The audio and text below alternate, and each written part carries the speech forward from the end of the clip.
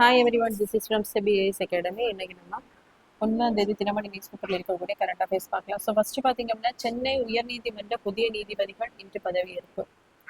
So இந்த topic group 1 main syllabus paper 3 பாலிட்டியில் பார்த்தீங்கன்னா high கோர்ட்டில் வந்து கவர் ஆகும்.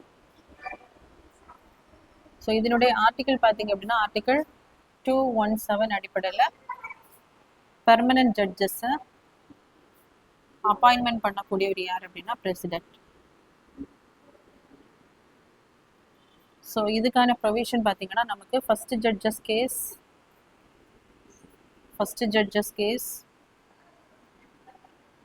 1981ல், அதாவது பிரசிடென்ட் பார்த்தீங்க அப்படின்னா இந்த ஹைகோர்ட் ஜட்ஜஸ் வந்து அப்பாயின்மெண்ட் பண்ணும்போது concerned governor, state governor plus அங்கே இருக்கக்கூடிய சீஃப் ஜஸ்டிஸ் ஆஃப் ஹைகோர்ட் கிட்ட என்ன பண்ணுவாங்கன்னா கன்சல்ட் பண்ணுவாங்க. ஸோ அதன் அடிப்படையில் ஃபர்ஸ்ட் ஜட்ஜஸ் கேஸில் என்ன சொல்லியிருப்பாங்க அப்படின்னா பிரசிடென்ட் கன்சல்ட் பண்ணக்கூடியது நாட் கன்கரன்ஸ், அதாவது அவங்க ரெக்கமெண்ட் பண்ணக்கூடியவங்களை வந்து அப்பாயின்மெண்ட் பண்ணணும் அப்படிங்கிறது பைண்டிங் கிடையாது பிரசிடென்ட்டுக்கு. இதுவே செகண்ட் ஜட்ஜஸ் கேஸ்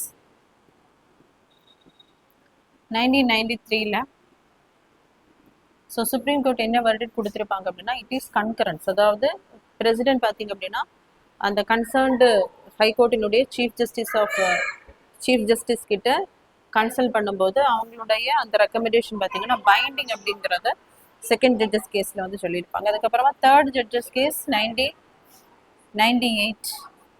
ஸோ இதில் வந்து not only from chief justice of that concerned மட்டும், சீஃப் ஜஸ்டிஸ் ஆஃப் ஹைகோர்ட் மட்டும் கிடையாது, ப்ளஸ் 2 சீனியர் மோஸ்ட் ஜட்ஜஸ் கிட்ட கலந்து ஆலோசித்து தான் என்ன பண்ணோம் அப்படின்னா அந்த முடிவை எடுக்கணும். ஸோ அவங்க எடுக்கக்கூடிய முடிவை வந்து பிரசிடென்ட் என்ன பண்ணோம் அப்படின்னா பைண்டிங், கண்டிப்பாக கன்கரன்ஸ் அப்படிங்கிற தேர்ட் ஜட்ஜஸ் கேஸில் வந்து குறிப்பிட்டிருப்பாங்க. ஸோ இதன் அடிப்படையில் ஹைகோர்ட்டில் ஜட்ஜஸ் பார்த்தீங்க அப்படின்னா chief justice of that high court plus 2 senior most judges, அதாவது அங்கே ஹைகோர்ட்டில் இருக்கக்கூடிய கொலீஜியம் தான் என்ன பண்ணுவாங்கன்னு ரெக்கமெண்ட் பண்ணுவாங்க. ஸோ இதுக்கப்புறமா பார்த்தீங்க அப்படின்னா அதை வந்து சுப்ரீம் கோர்ட்டில் நமக்கு chief justice of India plus 4 senior most judges, so collegium இவங்களுடைய ரெக்கமெண்டேஷன்ஸை வந்து அதுக்கப்புறமா சுப்ரீம் கோர்ட்டில் இருக்கக்கூடிய கொலீஜியம் வந்து அக்செப்ட் பண்ணாங்கன்னா ஸோ அவங்கள தான் என்ன பண்ணுவாங்க அப்படின்னா பிரசிடென்ட் வந்து ஹைகோர்ட் ஜட்ஜை வந்து அப்பாயின்மெண்ட் பண்ணுவாங்க.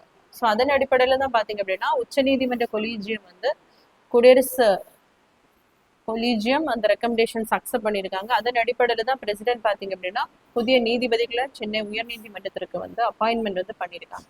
ஸோ இதனுடைய அடுத்ததாக பார்த்தீங்கன்னா இவங்களுக்கு ஓத் அண்ட் அஃபர்மேஷன் பண்ணி வைக்கக்கூடியவங்க, ஸோ கவர்னர் இல்லைன்னா அவரால் அப்பாயின்மெண்ட் பண்ணக்கூடிய ஒருத்தர் என்ன பண்ணலாம் அப்படின்னா அவங்களுக்கு ஒருத்தர் பதவி பிரமாணம் செய்து வைக்கலாம். ஸோ இது பார்த்தீங்கன்னா ஆர்டிகல் 219. அதன் அடிப்படையில் பார்த்தீங்க அப்படின்னா கவர்னர் வந்து அதனுடைய அந்த பெர்மிஷனை தலைமை நீதிபதி, சென்னை ஹைகோர்ட்டினுடைய தலைமை நீதிபதி எஸ்.ஏ. தர்மாதிகாரிக்கு அந்த பொறுப்பை வந்து வழங்கியிருக்காரு. ஸோ அதன் அடிப்படையில் தான் பார்த்தீங்க அப்படின்னா அங்கே இருக்கக்கூடிய ஹைகோர்ட் ஜட்ஜஸுக்கு வந்து தலைமை நீதிபதி எஸ்.ஏ. தர்மாதிகாரி வந்து பதவி பிரமாணம் செஞ்சு வச்சிருக்காங்க. அடுத்ததான் 135 ஆண்டுகள் பழைய சட்டத்திற்கு முடிவு, வங்கிகள் கணக்கு புத்தக சான்றிதழ் சட்ட மசோதா. ஸோ இந்த topic group 1 main syllabus paper 4 எக்கனாமிக்ஸில் பேங்கிங்கில் நமக்கு கவர் ஆகும். ஸோ 1891ஆம் ஆண்டின் வங்கி புத்தக சான்றிதழ் பேங்கர்ஸ் புக் எவிடன்ஸ். ஸோ இதில் பார்த்தீங்க அப்படின்னா ஏதாவது ஃபினான்ஷியல் இஷ்யூஸ் வரும்போது அதுக்கான எவிடன்ஸை இந்த சட்டத்தின்படி பார்த்தீங்க அப்படின்னா பேங்க்ல இருக்கக்கூடிய அந்த பதிவேடுகளின் அடிப்படையில் மட்டும்தான் அந்த எவிடன்ஸ் வந்து என்ன பண்ணுவாங்க அப்படின்னா கோர்ட்ல வந்து கன்சிடர் பண்ணுவாங்க அப்படிங்கிறது தான் இருந்திருக்கும். ஸோ இதை இப்போ என்ன பண்றாங்கன்னா இப்போ எல்லாமே நம்ம டிஜிட்டல் டிரான்சாக்ஷன் தான் பண்றோம்.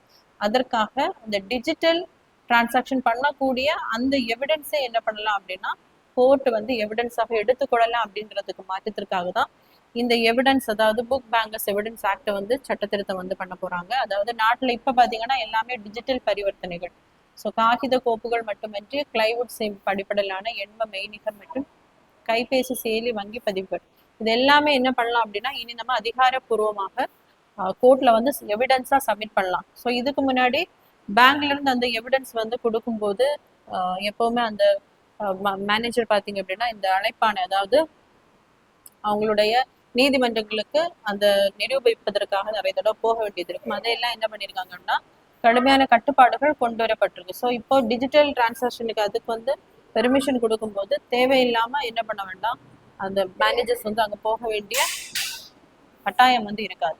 காசோலை மோசடி இனி வங்கியின் எண்ம சான்றிதழ் நீதிமன்றத்தில் என்ன பண்ணலாம், சமர்ப்பிக்கலாம் அப்படிங்கிறத மாற்றத்தை கொண்டு வந்ததற்காக இந்த சட்ட திருத்தம் வந்து கொண்டு வந்திருக்காங்க.